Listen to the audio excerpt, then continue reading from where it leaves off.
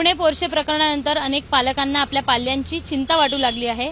आपलं मूल बाहेरच्या शहरात जाऊन किंवा बाहेरच्या जगात जाऊन नेमकं काय करतं, ते कोणत्या व्यसनांच्या आहारी गेले आहेत का, किंवा ते मूल आपल्याशी खोटं बोलून पुण्यात राहतंय का किंवा वेगळ्या शहरात राहतंय का, हे सगळे प्रश्न पुण्यातल्या पालकांना किंवा महाराष्ट्रातल्या पालकांना पडू लागले आहेत। आणि याच प्रश्नांची उत्तरं शोधण्यासाठी पुण्यातल्या पालकांनी किंवा राज्यातल्या पालकांनी थेट डिटेक्टिव्हची मदत घ्यायला सुरुवात केली आहे। माझ्यासोबत खासगी डिटेक्टिव्ह प्रिया काकडे आहेत। साधारण त्यांच्याकडे आतापर्यंत अनेक तक्रारी आल्या आहेत पालकांच्या, त्यांच्याशीच आपण बोलूया। तुमचं स्वागत आहे एबीपी माझामध्ये। साधारण या प्रकरणानंतर असे अनेक पालकांचे तुम्हाला फोन आल्या, आणि हे फोन नेमके कशासाठी आले किंवा या फोनमधनं त्या पालकांना काय अपेक्षा होती? ओके, आता फोन असे येत आहेत की त्यांची मुलं पुण्यामध्ये शिकत आहेत। बऱ्याच बाहेर गावावरून फोन येत आहेत, जसं की यूपी, एमपी, गुजरात, कोल्हापूर, मुंबई, महाराष्ट्रातनं सुद्धा अनेक ठिकाणाहून फोन येत आहेत की आमची मुलं दारू पित आहेत का, नाईट लाईफ करत आहेत का, कुठल्या तऱ्हेचं ड्रग्ज करत आहेत का, कुठून चुकीच्या संगतीमध्ये कुठे पडलेले आहेत का, त्यांचे मित्रमंडळी कशा आहेत, आणि त्यांना चिंता वाटत आहे की ते कुठल्या नशा करून गाड्या चालवत आहेत का, ते काही करत आहेत का, अशा पद्धतीने की जेथे त्यांचं फ्युचर प्रॉब्लेममध्ये येईल। आणि त्यांना हे जाणून घेण्यात इंटरेस्ट आहे की जरी सुद्धा मुलांना कॉल केले तरी मुलं फोन उचलत का नाहीयेत, मुलांचे लोकेशन्स ऑफ आहेत। बरेच पालक फोन करतात, मुलं सांगतात आम्ही बिझी आहोत, आम्ही अभ्यासात आहोत, आम्ही मित्राकडे आहोत, रात्रीचे फोन उचलत नाहीयेत। मग हे रात्रीचे कशामध्ये इन्व्हॉल्ड आहेत, कुठल्या नाईट लाईफमध्ये इन्व्हॉल्ड आहेत का? तर आता हे पोर्शे इन्सिडेंट जो झालाय त्याच्यात तेव्हापासून पालकांना काळजी खूपच वाटत आहे की मुलं आमची करत काय आहेत, अभ्यास करत आहेत का, कॉलेजला जात आहेत का। तर हे सगळ्याचा खुलासा करण्यासाठी प्रत्येक वेळेला पालक इथे येऊ शकत नाहीत, प्रत्येक वेळेला 24 तास त्यांच्यावर लक्ष ठेवू शकत नाहीत।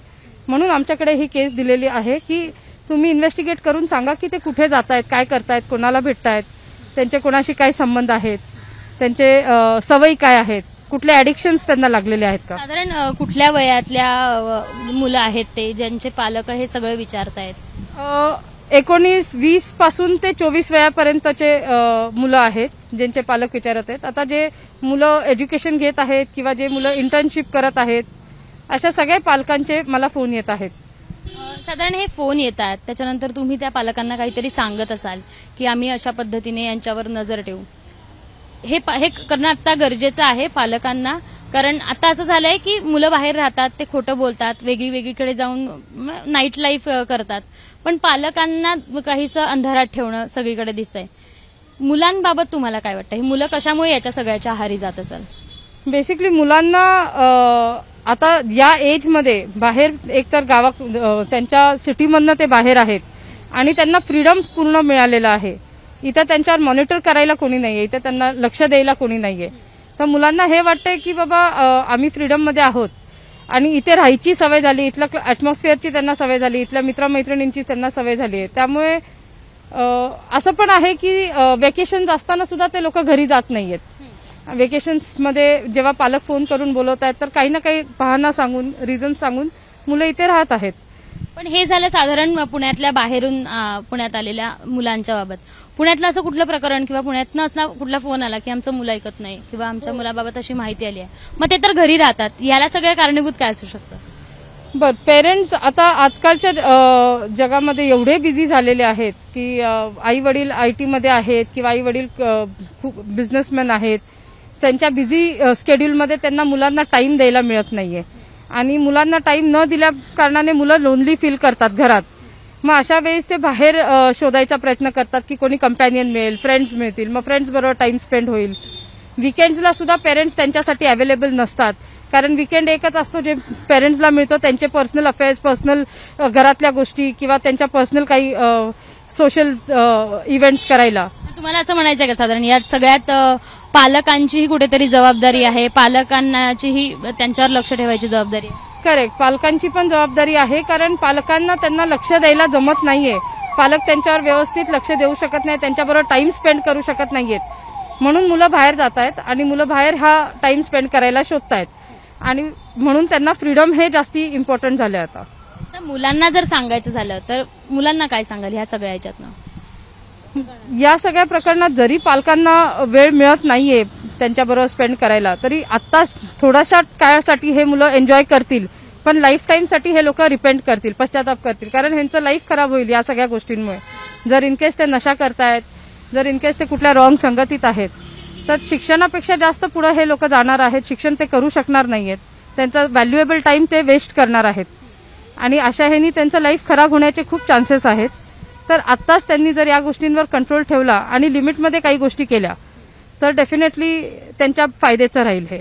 हे कॉलेजच्या या सगळ्या आयुष्यात आपण या सगळ्या व्यसनांच्या आहारी जातो किंवा अशा वेगळ्या मार्गाला लागतो. साधारण तुमच्याकडे असा एखादा फोन आलाय का की तो एकदम एक्स्ट्रीम होता, की ही केस आता ही हाताबाहेरची गेलेली आहे, ह्याला आपल्याला डिटेक्टिव्हच नेमावं लागेल आणि याला निदान त्याच्या पालकांपर्यंत आपण सोपवू शकू? माझ्याकडे पुण्यातलीच एक केस मी सांगू शकते की वाकडचं एक केस सांगते मी, की एक मुलगा होता, तो खूपच जास्ती पालकांच्या विरुद्ध झाला होता. तो त्याच्या मित्रमैत्रिणींमध्ये म्हणजे खूप चांगल्या क्लासी फॅमिलीतला तो आहे आणि त्यांनी एकदम लो क्लास लोकांबरोबर त्यांनी मैत्री केली. जे लोक ड्रग्स सप्लाय करतात किंवा वीड सप्लाय करतात, जे लोक देशी दारू वगैरे सप्लाय करतात, अशा लोकांमध्ये तो राहायला लागला आणि रोज दारू पिऊन तो दिवसभर पडलेला असायचा. त्यांनी एक्झाम्स दिल्या नाही, त्यांनी त्याचे एज्युकेशन कंप्लीट केलं नाही आणि वीड मारायचा. तो रोजच नशेतच असायचा आणि पेरेंट्सला कळत नव्हतं की ह्याला कसं परत आणायचं, काय करायचं ह्याच्यासाठी. आणि घरी आल्यानंतर तो सांगायचा की मी हे काही करतच नाही. मग तुम्ही एव्हिडन्स दाखवा तरच मी तुमचं मानील.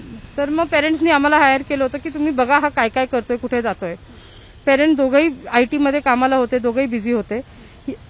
सॉरी. मग या मुलाचा आम्ही एव्हिडन्स काढला.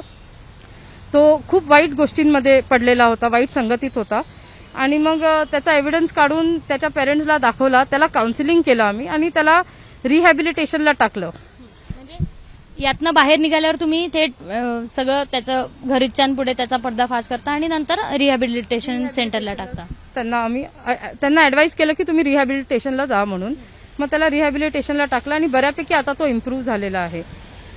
पुणे पोर्शे केस सगळीकडे गाजतीये, त्या केसकडे बघून तुम्हाला काय वाटतं, ही मुलं हे असं का, कारण काय असू शकतं याच्या मागे? बेसिकली त्यांना त्या वेळेला कळत नसतं की ते करतायत काय. कोणी डेलिब्रेटली हे करत नाहीये, पण जेव्हा नशेत असतात, दारू पिऊन येतात, गाड्या चालवतात, त्यांच्याच्यानी गाड्या कंट्रोल होत नाहीत. हे पेरेंट्सनी खूप जास्ती फ्रीडम दिलं. या एजमध्ये ऍक्च्युली दारू प्यायला परमिशनच नाही द्यायला पाहिजे. दुसरी गोष्ट म्हणजे नाईट लाईफ त्यांना स्टॉप केलं पाहिजे की हे एज नाहीये तुमचं पार्टी करा, क्लबिंग करा.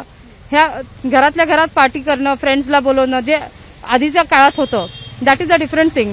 पण हे जे फ्रीडम एक्सेस त्यांना दिलेलं आहे त्याचा मिसयूज ते करत आहेत.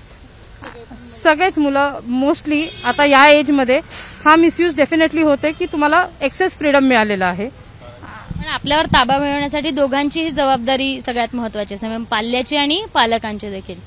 पालकांना काय सांगाल याच्यातनं? सगळ्यात महत्वाचं म्हणजे पेरेंट्सनी मुलांना एवढं एक्सेस फ्रीडम देऊ नये आणि दुसरी गोष्ट म्हणजे त्यांच्यावर 100% लक्ष द्यावं. जरी त्यांना बाहेरच्या सिटीमध्ये त्यांनी पाठवलं असेल शिक्षणासाठी किंवा काय, तर त्यांचे व्हिडिओ कॉल्स, कंटिन्युअसली कॉल्स, त्यांचे रोजच्या रोज अपडेट्स घेणं, ते त्यांच्या कॉलेजमध्ये टचमध्ये राहणं, त्यांच्या इंटर्नशिप जॉबमध्ये टचमध्ये राहणं, हे मित्रमंडळींशी त्यांच्या बोलणं, हे सगळं खूप गरजेचं आहे. मुलींच्या पालकांचे असे काही फोन आलेत का, किंवा मुलींवर पण आम्हाला लक्ष ठेवायचं आहे असे काही? मुलांचे तर पालकांचे तर ऑब्व्हियस येत असतील, पण मुलींच्या अशा पालकांचे आले की आमची मुलगी पण पुण्यात राहते किंवा बाहेरच्या शहरात राहते? हो, मुलींचे पण बऱ्याच पालकांचे फोन येतात की मुली बाहेर राहतायत, काय करतायत, त्यांचे कुठे काही बॉयफ्रेंड्स आहेत का, नशा करतायत का.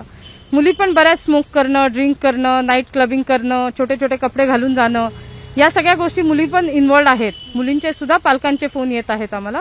पण टू एक्स्ट्रीम लेवल मुलींना गाड्या वगैरे मिळत नाहीत चालवायला, तेवढा फ्रीडम मुलींना दिलेलं गेलं नाही अजूनपर्यंत इथे, ते तर आम्ही बघितलं नाही. पण बाकीच्या गोष्टी आहेत. पण आता तर पालकांमध्ये भीती सगळ्यात तीच बसलेली आहे की हे लोक नशा करून मित्रमैत्रिणींच्या गाडी चालवत नाहीत ना, हे असं काही करत नाहीत की जेणेकरून आम्ही प्रॉब्लेममध्ये आणि ते सुद्धा प्रॉब्लेममध्ये येतील.